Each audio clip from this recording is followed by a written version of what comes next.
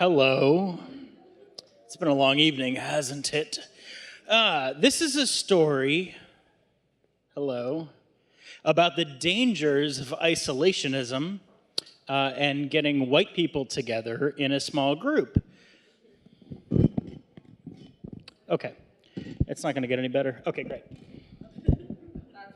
Yep. So, okay. I want to take you back. You can guess the number of years, but I was recently out of college.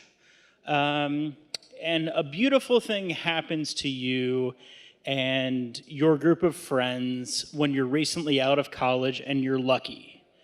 A number of things. You get a job, which means that you have a paycheck. Oh boy! So you got money to spend, and then this other great thing, because you just went to college, you are totally convinced that you're the smartest person in the world, and that everyone else has never thought of anything you have ever thought of, and that your friends that you have known for somewhere between 5 and 30 years, even though you're 22, they are also the smartest people in the world. So this happened to me. We were 22 or 23. I had a group of friends that I had known since middle school, and we all got jobs after college because it was the recession. We were incredibly lucky. And we worked for about 3 months, and we said to ourselves, we really deserve a break.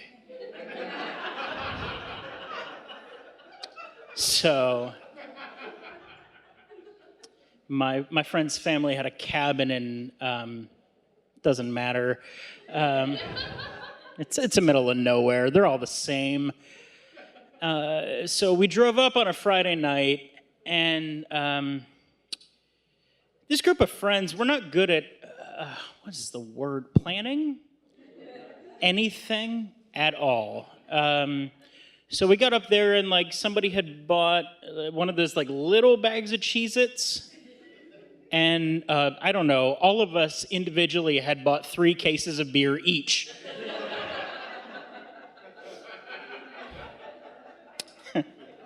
Those lasted the first night. Yeah, thank you.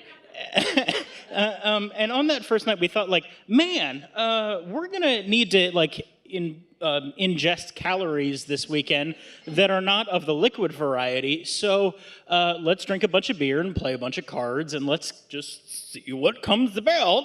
And as you know, all of us have had about a case and a half of beer. We think to ourselves, what do we really like? Well, we're 22 and we're adventurous, so burritos. And we think okay, so we know how to make burritos, great, but we're drunk, so let's put an interesting twist on it. Somebody's dad brought a fryer to the cabin, like a deep fryer that you would make French fries out of. I got it. Let's deep fry some burritos. Okay, cool. So everybody make sure that somehow in the back of your brain you put that in there and remember it tomorrow morning somehow when we go to the grocery store and we're fighting down the nauseous, vomitous impulses of drinking a case and a half of beer. Okay, cool. So Saturday morning we wake up and we go to the grocery store and we're all right, we're going to make deep fried burritos. This is the smartest idea any of us has ever had, and no one has ever thought of this before in the history of mankind.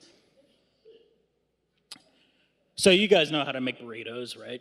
So we go to the grocery store, and I'm not going to bore you with the boring parts of this where we had to spend money on garbage ingredients and tortillas and whatever.